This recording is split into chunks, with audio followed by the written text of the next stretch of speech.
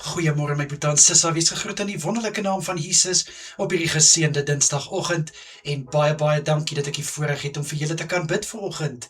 Ek glo julle is reg vir hierdie dag en weer eens baie dankie dat julle die tyd vat om hierdie gebed te ontvang. Kom ons bid saam.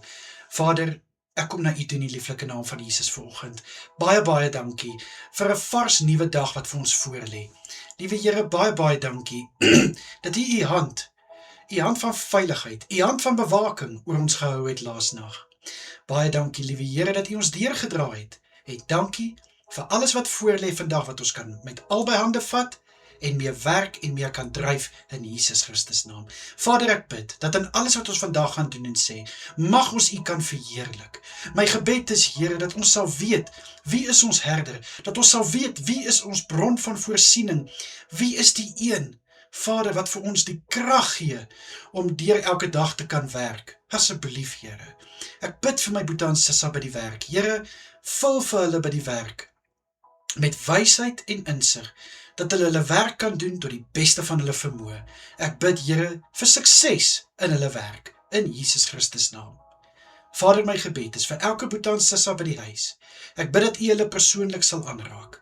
Liewe Here, dit wat hulle hande vind om te doen, mag dit lei na voorspoed. Mag hulle die vrugte pluk van dit wat hulle insit. Ek bid, Here, dat dit wat hulle gaan doen vandag, dat dit geseën sal wees.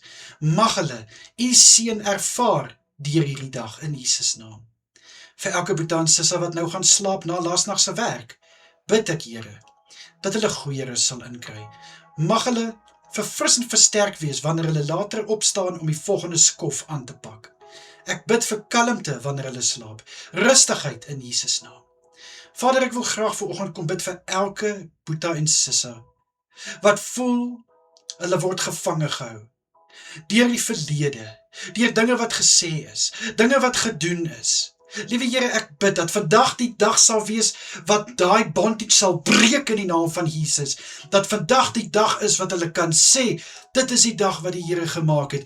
Gister het ek nog gehuil, maar vandag lag ek weer. Ek spreek oor hulle dat vandag die dag sal wees wat al hierdie kettinge afval.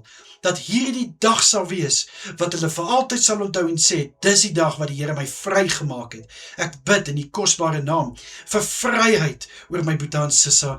Laat u Gees in hulle midde intree, want waar die Gees van die Here is, daar's vryheid in Jesus Christus naam. Asseblief, liewe Vader. Here, beskerm asseblief my boetie en sissa vandag, en ek bid dat u elkeen sal veilig hou waar hulle self bevind. In die lieflike kosbare naam van Jesus is dit my gebed. Baie dankie, Here. Amen en amen. My boetie en sissa, julle moet 'n wonderlike dag verder hê. Kyk asseblief mooi na julle self en natuurlik as dit die Here se wil is, bid ek vanaand weer vir elke een van julle. Tot dan, mooi bly almal, totsiens.